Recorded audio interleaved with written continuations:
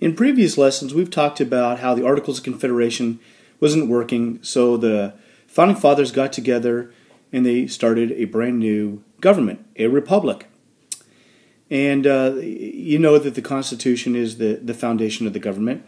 And we saw previously that they had to have agreements or compromises between large states and small states, between northern states and slave-holding southern states. We went on in a couple lessons ago talking about the ideas behind the Constitution. You know, where did the ideas come from? You know, the Founding Fathers, they looked at the Roman republics, the Greek Republic. They looked at British traditions of freedom. They also were heavily influenced by the Enlightenment thinkers such as John Locke and Montesquieu. But today, what we're going to talk about are the goals and principles of the Constitution. Exactly what are they trying to accomplish? Okay, the goals and principles. What exactly are they hoping for? I'm sure back in 5th grade when you're studying American history in elementary school, you were probably forced to memorize, or at least were introduced to, the Preamble. The Constitution can be divided into 3 parts: the Preamble, which is the introduction, the Articles, and then the amendments. Amendments means changes. So there's 3 parts to the Constitution: the Preamble, the Articles, and the amendments. But the Preamble, probably the most well-known part of the Constitution, begins with, "We, the people of the United States, in order to form a more perfect union, establish justice, ensure domestic tranquility, provide for the common defense, promote the general welfare, and secure the blessings of liberty to ourselves and posterity, do ordain and establish this Constitution for the United States of America." Very, very famous preamble. So the preamble actually sets the goals. It sets the goals, what they're really trying to do, to form a more perfect union. What exactly does that mean, a perfect union? Remember, we talked about, under the Articles of Confederation, we really had a loose alliance of 13 independent states. We want to form a country, a union, right? Remember, again, if we're not truly united, we'd be 13 little, almost independent countries, kind of like in Europe. Can you imagine how difficult it would be if every state had its own money? So we don't want that. We want to form a more perfect union. The second goal is to establish justice. Justice. Remember, under the Articles of Confederation, they didn't have a system of federal courts to settle disputes between states. We realize that to be a great country, a great America, that we must have a very fair justice system where everybody is treated fairly regardless of how much money they make, what the color of their skin, what their religion is. So we want to establish a justice system. The next goal is ensure domestic tranquility. What's tranquility mean? Peace. To ensure peace. What's domestic? Domestic means home.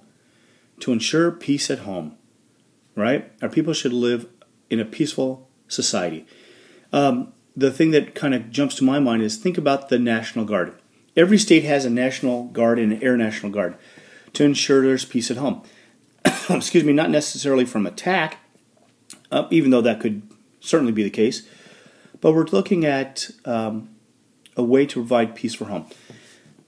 How many of you guys have heard of stories where the governor calls out the National Guard after a tornado, after a flood? Right here in Nebraska, just a couple years ago, 2011, I believe it was. Yes, it was. We had a huge flooding along the Missouri River. Well, the National Guard was called out to provide protection and to provide any kind of support they could to make sure that Omaha and the surrounding area was protected. So one of the goals of the Constitution is to ensure peace at home. Now, the next goal is really, more about the military. Provide for the common defense. A nation would be an utter failure if it did not have the ability to protect its citizens from foreign attacks. All right? So, under the Constitution, it's going to allow the government, the federal government, to raise an army and a navy, air force, marines, whatever it needs to provide protection for our people and our national interests. But here's the more very important thing: is it places the control of the military under a civilian. Civilian control of the military is very important in American tradition. The president is the commander-in-chief of the military. The president is a civilian. He is not a military member. So our goal is to provide a common defense to keep foreign attackers away from us, to protect our national interests abroad, and to make sure that the military stays under civilian control. The next goal is to provide or promote the general welfare. General welfare. Our government makes and passes laws for the good of our people. We have FDA, the Food and Drug Administration, which ensures that our food and and the drugs that we take are safe. We have the EPA, the Environmental Protection Agency, to make sure that the air that we breathe is clean. So there's lots of rules, lots of laws, and agencies to make sure that Americans' general welfare is protected. Finally, the last goal is to secure the blessings of liberty. And liberty means freedom. Freedom. All right? And if you think about it, our founding fathers had just come out of a war that they felt was important because under the rule of the British, taxation without representation, our liberties, our freedoms were under attack. So they want to make sure that the blessings of liberty are protected. But honestly, in 1787, when the Constitution was written, liberty really applied, and I know this is controversial a little bit, but it really applied basically to white males. But over time, through the amendment process, through the changes in the Constitution, the blessings of liberty have been extended to women, minorities, to all people, all citizens of the United States. So today, the Constitution, because of its changes, the blessings of liberty have been extended to all American citizens.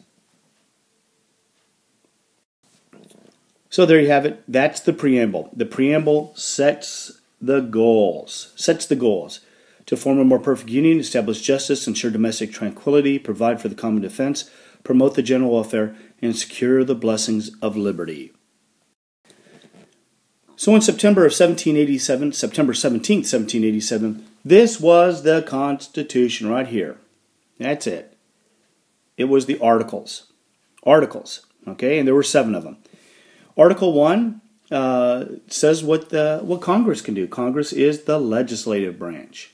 All right? Article 2 deals with the powers and responsibilities of the president, which is the executive branch. Article 3 is the power of the courts, which is the legislative branch. All right, so we'll get into those 3 articles later on. But, first article is the legislative. Second article is the executive. Third article is the judicial branch. All right, Article 4 talks about the relations between the states. Article 5 talks about how to change or amend the Constitution. Article 6 states that the Constitution is the supreme law of the land. No state can, or even the Congress, can make a law that violates the Constitution, cannot violate the Constitution.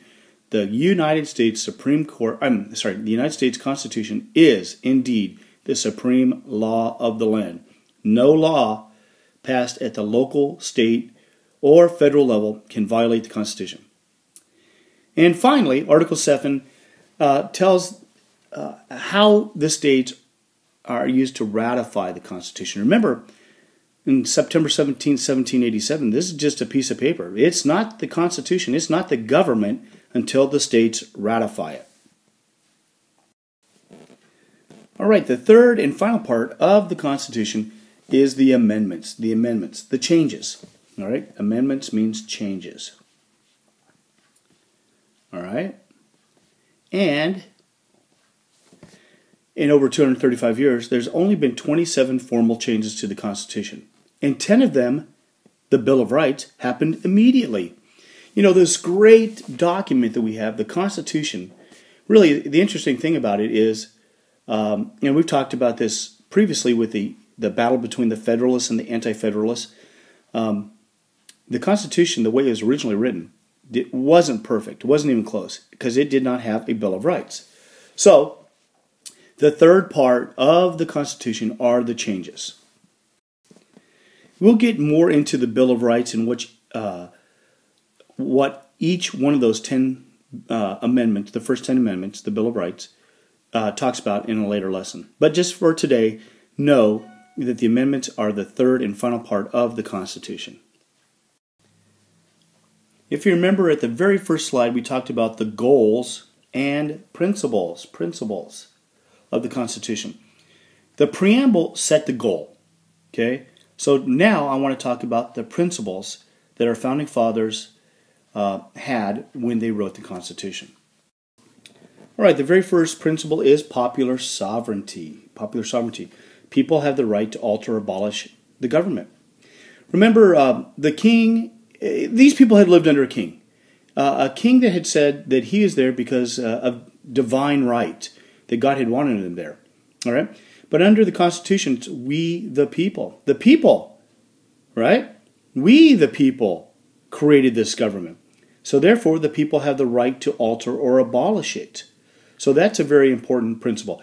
Popular sovereignty. The people have the right to change or alter it. And again, and I've said this many, many times, government does not have power. Government gets power from the people.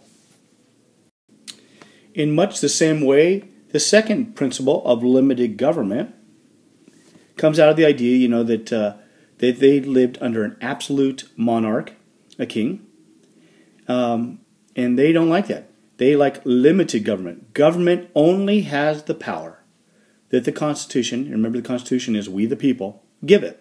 All right?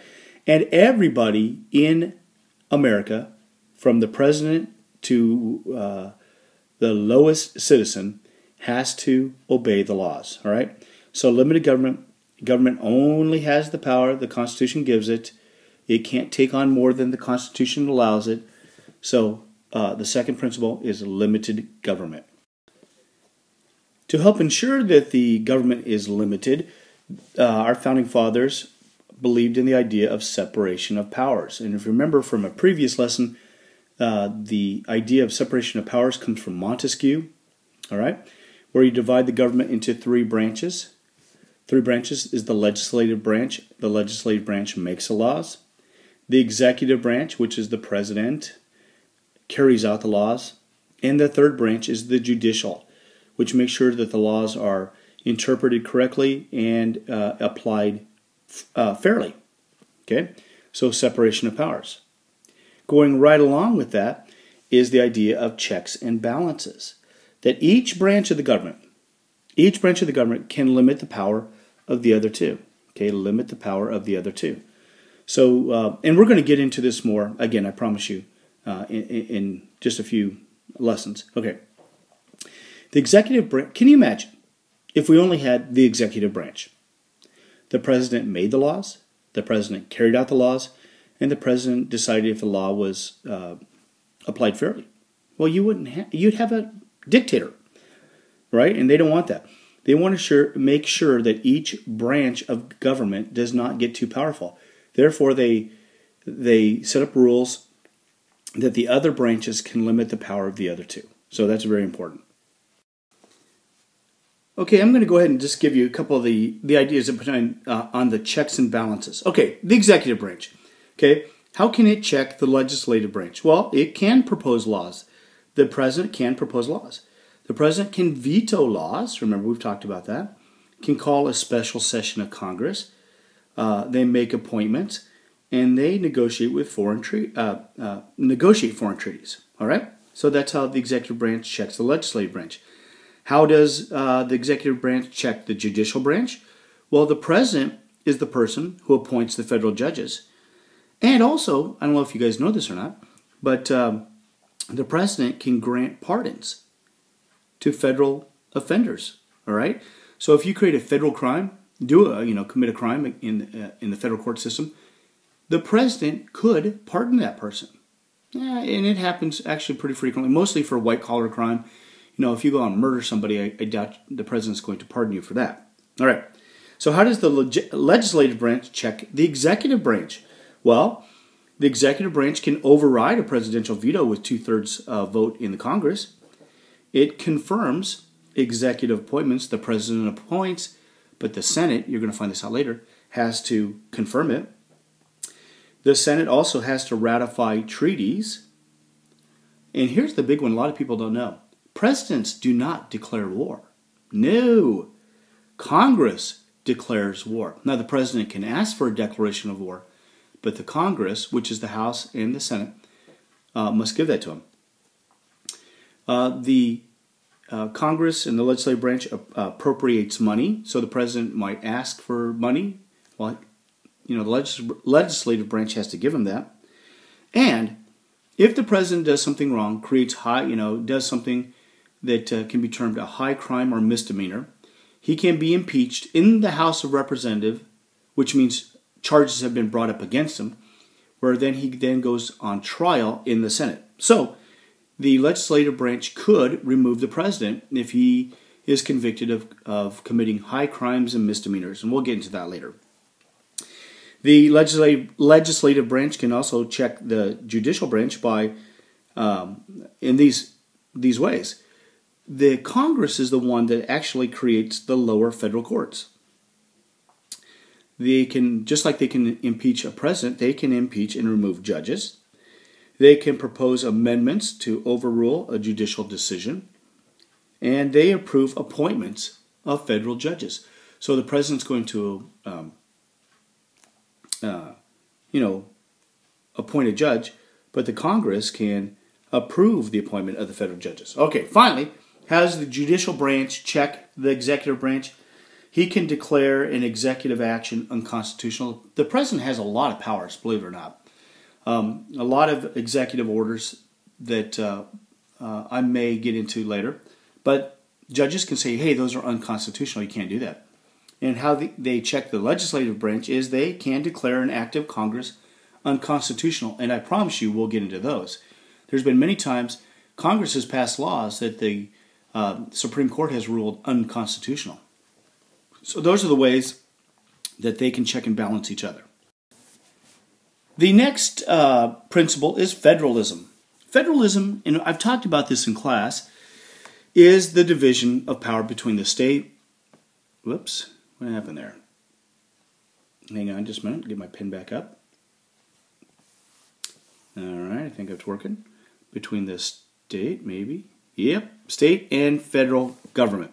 All right, ideally, power would be divided equally between the state and federal government.